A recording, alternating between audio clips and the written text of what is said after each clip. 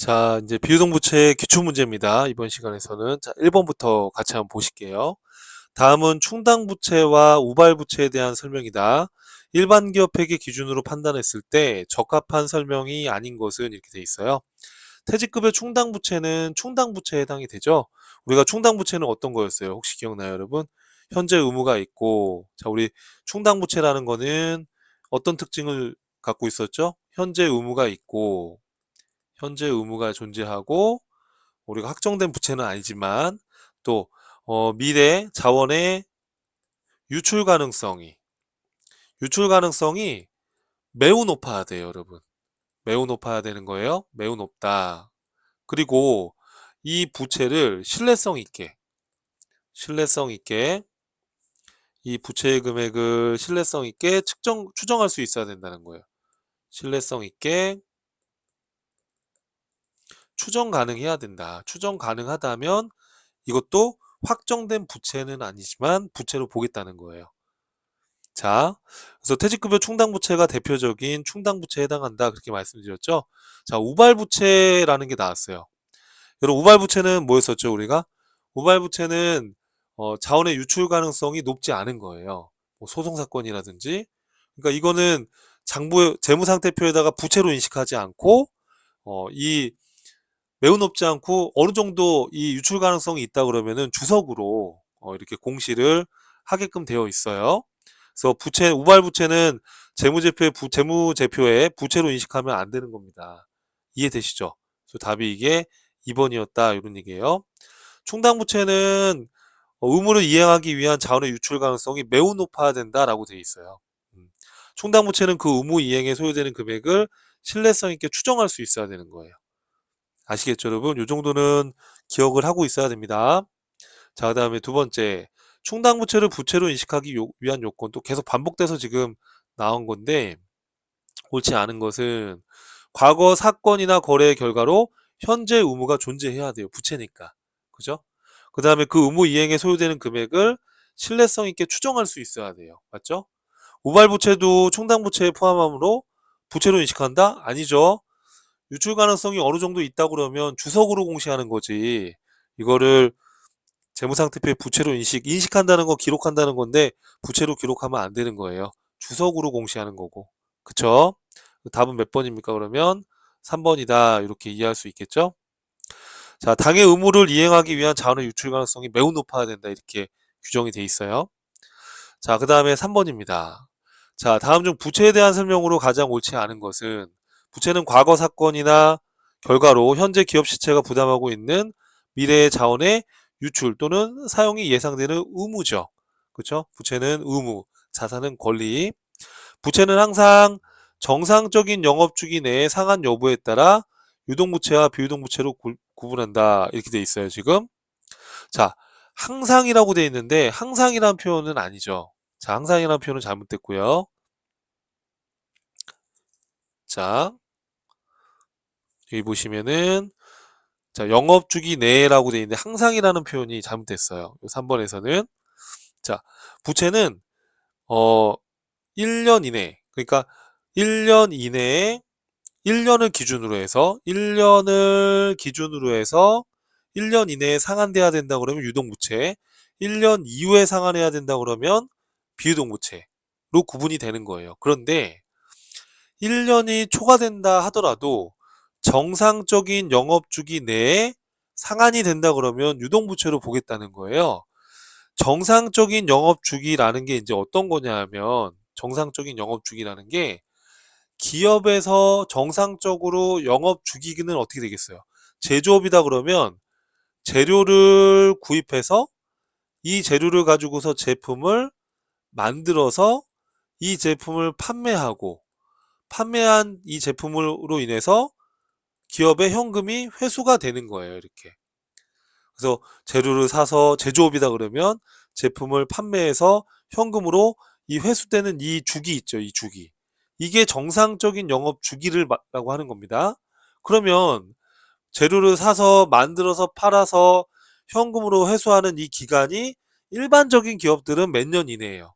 그렇죠, 1년이에요, 1년. 보통 1년 안에 재료 사서 만들어서 팔아서 현금화한단 말이에요. 그런데 조선업 같은 회사예요. 조선업. 배를 만드는 회사예요. 그럼 조선업 같은 경우에는 1년 내에 1년이 더 걸릴 수도 있죠. 배를 만드는데. 그러면 제품을 제조하는데 1년이 넘게 걸리고 그걸 팔아가지고 돈을 회수하는데 1년이 넘게 걸리겠지만 이 조선업의 특성상 그런 거지. 이 조선 업종의 입장에서는 이게 정상적인 영업 주기에 해당이 되는 거거든요. 그죠? 1년이 넘어간다 하더라도. 그러니까 1년을 기준으로 유동부채와 비유동부채로 구분하되 이게 이 기업의 정상적인 영업 주기 기간 내라고 한다면 1년을 초과한다 하더라도 유동부채로 구분이 될 수 있다라는 거예요. 이해되겠어요, 여러분?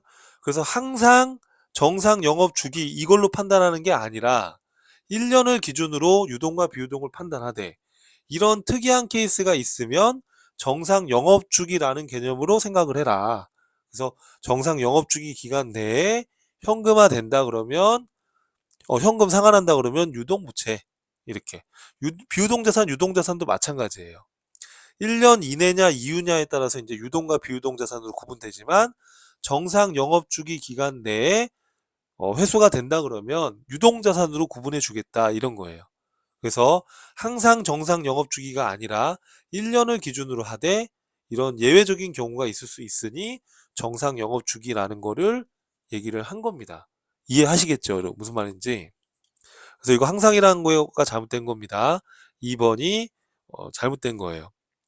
자, 3번. 퇴직급여 충당부채는 보고기간 말 현재 전 종업원이 시에 퇴직할 경우 지급해야 될 퇴직금 상당하는 금액으로 한다. 이렇게 맞는 겁니다.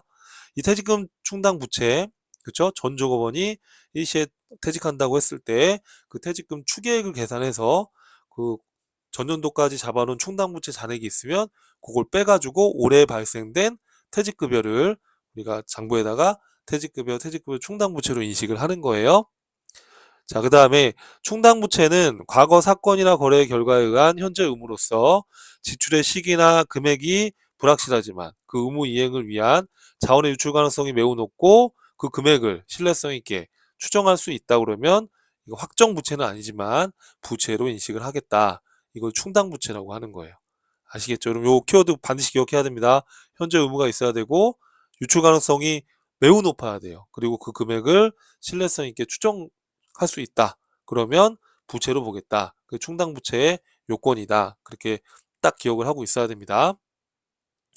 자, 4번이에요. 재무상태표상에 자산의 차감 항목으로 표시되지 않는 거래는 이렇게 돼 있어요. 자, 여러분 한번 책에다 메모하면서 들어봐요. 여러분 감가상각 누계액은 유형자산의 차감이에요. 그죠? 기기장치나 건물이나 이런 유형자산을 차감할 때 쓰는 계정이에요. 맞죠? 대손충당금은 여러분 우리 이거 앞에서 배웠잖아요. 대손충당금은 채권의 차감 계정이에요. 채권. 외상매출금이나 바드로움이나 이런 채권에서 차감하는 거고. 자, 재고자산 평가충당금은요. 여러분 이거는 자, 이거 우리 재고자산 편에서 제가 간단하게 얘기했었죠. 이거는 어디서 차감이에요? 단어 그대로. 그렇죠. 재고자산에서 차감되는 계정이에요. 맞죠? 자, 퇴직급여 충당부채는 뭐예요?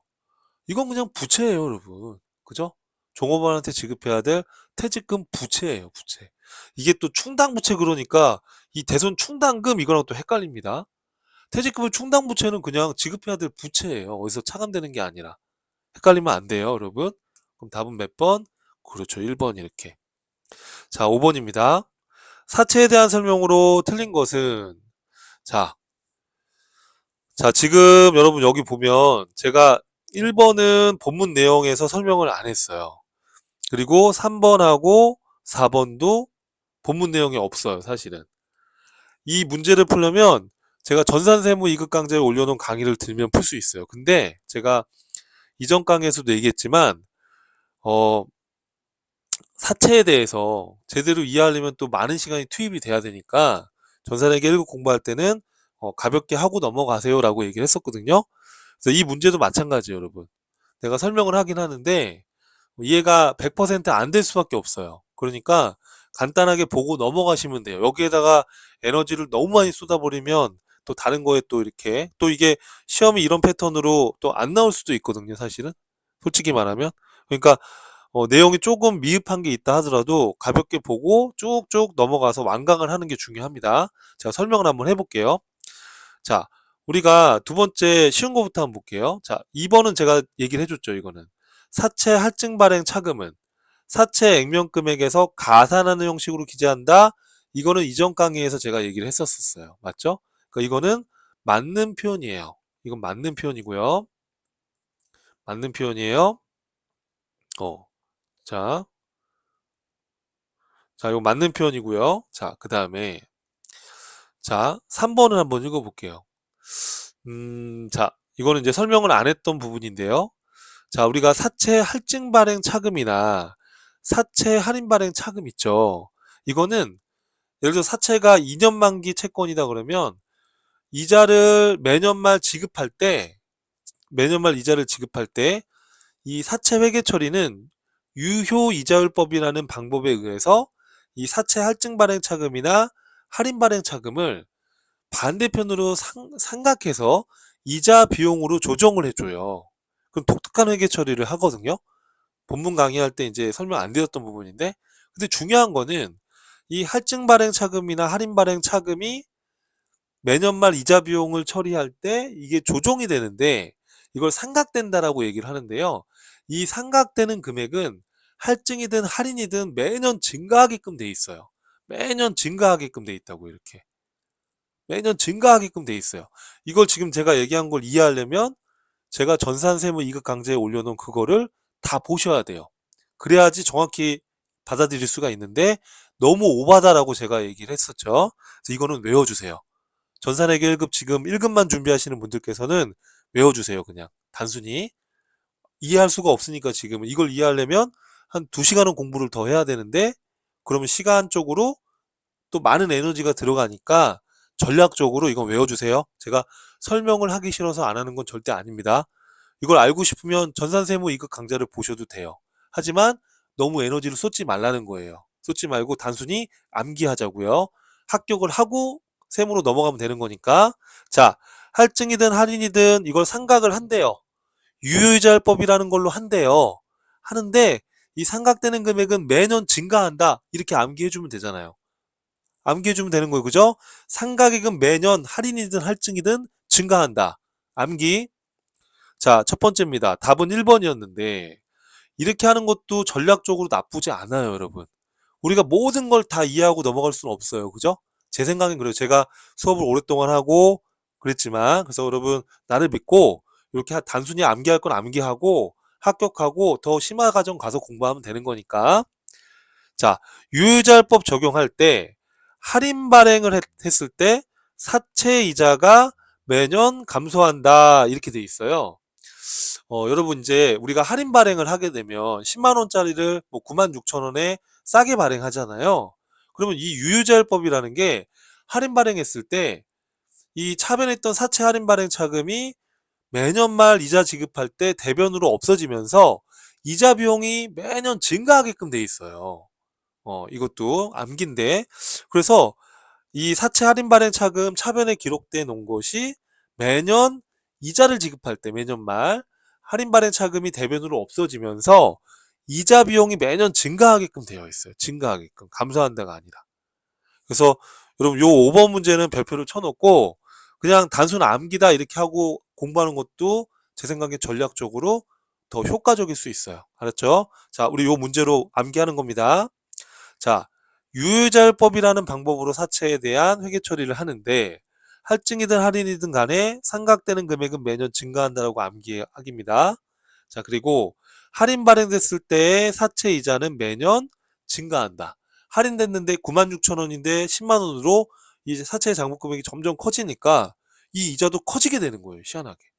이렇게 해서 암기. 자, 10만 원짜리가 96,000원 할인 발행되는데 이 10만 원으로 점점 커지면서 이자도 매년 이자 비용도 매년 증가한다. 이렇게 해서 하나 암기해 주세요. 자, 요거는 암기하기로 약속하고요. 자, 답은 1번이었고요. 5번의 답은 자, 6번입니다. 사채에 대한 설명으로 옳지 않은 것은 이렇게 돼 있어요. 사채란 채권자들로부터 자금을 조달한 거다. 맞죠? 그렇게 설명드렸었죠. 사채 발행과 관련하여 직접 발행한 사채 발행 수수료, 즉 사채 발행비는 제가 뭐라고 했었어요? 이것도 얘기했었죠? 여러분 사채 발행비는 비용 처리하는 거예요? 발행 금액에서 차감하는 거예요? 발행 금액에서 차감한다라고 설명했었죠, 이거는. 자, 그 다음에 사채 할인 발행 차금이나 사채 할증 발행 차금은 정액법 이런 게 아니라 유효이자율법, 이거 딱 기억하기. 유효이자율법에 의해서 상각이라는 걸 해주는 거예요. 상각이라는 걸. 요 세부적인 요 논리를 이해하는 건 세무 2급 단계, 전산 세무 2급 단계에서 학습하기로 했고요.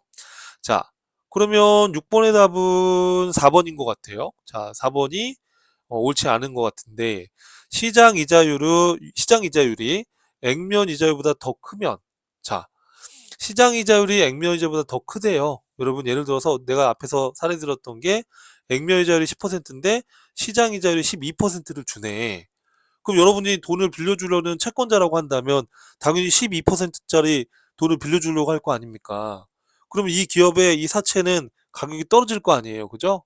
그래서 이거 할증이에요? 할인이에요? 할인이다. 이건 설명해 줬죠? 네, 이렇게 해서 제가 설명해 준 논리는 최대한 접근해보고 이런 5번 같은 것들은 단순히 암기해보고 이렇게 해서 회계급 합격을 하면 되는 거예요. 자, 그 다음에 7번입니다. 자, 다음의 내용을 수정본계하는 경우 적절한 회계 처리로 옳은 것은, 자, 임직원의 퇴직금과 관련하여 외부에 금융기관의 보통예금 외부 금융기관의 보통예금 55만 원을 예치하면서 회계 담당자가 확정급여형을 DB라고도 하거든요. 예, 확정급여형으로 퇴직연금을 처리했대요. 그러나 알고 봤더니 확정기여형이었대요. 회사는. 자, 우리 확정기여형은 누구 책임입니까? 이 운용에 따른 책임이 종업원 책임이다. 그렇게 얘기했었죠. 확정기여형은. 그렇잖아요. 그래서 확정기여형은 퇴직급여로 처리하는 거고 확정급여형은 회사가 이건 책임지는 거니까 퇴직연금 운용자산 이렇게 기억나시죠, 여러분? 단순 암기입니다, 여러분. 자, 그러면 자, 50만 원을 예치하면서 확정급여형으로 회계 처리하였다. 그런데 확정기여형으로만 운영하고 있다. 그러면 뭘로 했어야 되는 거예요, 여러분? 확정급여형으로 처리하면 안 되고 확정기여형으로 하고 있으니까 퇴직급여로 했어야 되는 거죠. 그죠? 그러면 답은 몇 번이 돼야 되는 겁니까? 1번이 돼야 되는 거죠. 그죠? 1번. 7번의 답은 잠깐만. 지금 예치하면서 퇴직연금으로 처리를 했다. 그쵸? 그런데 확정기여형으로 운영을 하고 있다. 이렇게 돼 있어요. 아, 여러분 이거는 수정분기를 하라는 거네요. 그쵸? 적절한 분기를 찾는 게 아니라 제가 문제를 요걸 못 봤네요. 수정분기를 하는 경우. 그러니까 내가 설명해 줄게요. 어떤 건가? 지금 이 얘기예요. 회사가 확정기여형으로 운영을 하고 있는데 확정급여형으로 했대요. 자, 확정급여형으로 만약에 하게 되면 어떻게 분기하죠, 여러분? 혹시 기억나요? 아까 얘기한 거 퇴직연금, 운용자산 이렇게 분기하는 거잖아요. 그쵸? 이렇게 해서 50만 원 이렇게 해서 지금 분기를 해놨는데 알고 봤더니 회계 담당자가 실수한 거예요. 급여형이 아니라 뭘로 했었어야 된대요. 기여형으로 지금 하고 있대요. 그죠? 이렇게 기여형으로 하고 있다. 확정 기여형으로 하고 있다 그러면은 그럼 어떻게 해야 되는 거예요, 여러분? 기여형은 기여형으로 했으면은 퇴직급여 이렇게 해서 비용 처리했어야 되는 거잖아요. 그죠? 이렇게 보통예금으로 지급했다고 돼 있네요. 자, 그러면은 보통예금으로 지급했으면 보통예금으로 놓고 볼게요. 보통예금으로 이렇게 지급을 했대요. 그렇죠? 그럼 이렇게 확정 지금 급여형으로 분계를 이렇게 해놨지만 알고 봤더니 퇴직급여로 했어야 되는 거예요. 그렇죠? 그러니까 지금 이게 정확한 분계고 이게 틀린 분계고 이게 정확한 분계잖아요. 그러면 이거를 수정 분계를 한다고 그러면 어떻게 하면 되냐면 요거를 자, 이걸 수정 분계를 한다고 그러면 이렇게 됐어야 되는 거니까 이렇게 해주는 거예요. 차변에 있던 퇴직연금 운용자산이라고 하는 거 있잖아요. 이거를 대변으로 없애는 거예요. 이렇게. 퇴직연금 운용자산을 대변으로 없애고요. 퇴직연금 운용자산이라고 잡아놓은 거를 대변으로 이렇게 없애고요. 그리고 차변에다가 퇴직급여 이렇게 해서 분개를 해주는 거예요. 이렇게 수정 분개를 해주는 거예요. 수정 분개를 이렇게. 그러면은 자 쉽게 말하면은 이렇게 생각하면 돼요. 이게 지금 잘못된 분개고, 그쵸? 이게 정확한 분개잖아요. 그러면 이 잘못된 걸 정확한 걸로 바꾸려면은 이 퇴직연금 운영자산을 대변으로 없애버리면 되죠. 없어지겠죠? 이게 자연스럽게 없어지고, 그쵸? 그리고 나서 이게 지금 제대로 정확한 분개는 퇴직급여가 돼야 되니까 퇴직급여로 수정분개를 해주면 되는 거죠. 그죠? 그러면 퇴직연금 운영자산이라고 차변에 기록했던 거는 자연스럽게 이게 없어지겠죠. 이렇게. 그죠? 없어지고 어떻게 되겠어요? 퇴직급여, 차변의 퇴직급여, 대변의 보통예금으로 장부가 기록이 되겠죠. 이 정확한 분개로 바뀌어지겠죠. 이해돼요, 여러분? 자, 그래서 우리가 지금 이 해답에 보면 차변의 퇴직연금 운영자산을 대변으로 없애고 퇴직급여로 수정분개를 해주면 자연스럽게 이 정확한 분개로 바뀌게 되는 거예요. 차변의 퇴직급여, 대변의 보통예금 이렇게 분개가 된 거니까. 무슨 말인지 이해되죠? 답이 이게 3번이었다 이렇게 보면 되겠습니다. 자, 그 다음 8번입니다. 사채에 대한 설명으로 틀린 것은 이렇게 돼 있어요. 틀린 거. 자, 유효자율법 적용 시 사채 할인 발행 차금 상각액은, 자, 여러분 이거 외우자고 그랬죠. 사채 할인이든 할증이든 간에 유효자율법이라는 방법에 의해서 이게 상각이 되는데 이건 둘 다 증가한다니까요. 그죠? 증가하는 거예요. 그래서 상각액은 다 증가한다 이렇게 외워주셔야 돼요. 감소 아니고 다 증가해요. 다음 몇 번입니까? 1번이 되는 거예요. 이렇게. 자, 그럼 2, 3, 4번도 한번 읽어볼게요. 사채 할인 발행 차금은 당해 사채 액면 금액에서 차감하는 형식으로 한다라고 이건 설명드렸죠. 인쇄비, 수수료 등의 사채 발행 비용은 별도 비용 처리해요. 발행 금액에서 차감해요. 그렇죠. 발행 금액에서 차감해요. 사채 할인 발행 차금은 유효자율법에 의해서 상각을 하고 그 금액을 사채 이자에 포함하는 거예요. 차변에 있던 사채 할인 발행 차금을 대변으로 제거, 상각하면서 그거를 이자 비용에 반영을 시키는 거예요. 포함시키는 거예요. 이 4번은 맞는 표현입니다. 그럼 여기서 틀린 것은 1번이다. 이렇게 볼 수 있는 거죠. 자, 특히나 사채 부분은 이렇게 문제가 어렵게 나오게 되면 내용이 또 어렵기 때문에 여기 5번, 6번, 그리고 요 8번 이런 문제들은 단순 암기해야 될 거는 암기해 버리시는 것도 효율적이라는 거 밑에 해답이 나와 있으니까 여러분이 한번 읽어보시면 되겠고요. 자, 그 다음에 이제 분계 문제예요. 분계. 자, 분계 문제 여러분들 교재에는 이 분계가 안 써 있죠. 답이. 그러면 먼저 답을 분계를 써보고 수업을 들어달라고 매번 부탁드립니다. 자, 9월 11일 일본 홋카이 상사로부터 40만 엔을 2년 후 상환 조건, 2년 후가 중요하죠. 보통 예금 계좌로 입금했다. 그러면 지금 차입 당시에 환율이 100엔당 1,100원이죠. 100엔당 1,100원이면 여러분 엔화는 주의해야 됩니다. 단위가 1엔이 아니라 100엔이니까 1엔당은 얼마가 되는 거예요, 그러면? 1엔당은 100원을 100원 1,100원을 100원으로 나눠야 되니까요. 그죠? 11원이 되는 거예요, 이렇게. 11원이 되는 겁니다. 자, 그러면은 여러분 40만 엔인데 곱하기 11원 하게 되면 440만 원이죠. 그래서 440만 원인데 2년 후 상환이니까 뭐예요? 대변에 장기 차입금, 차변에 보통 예금.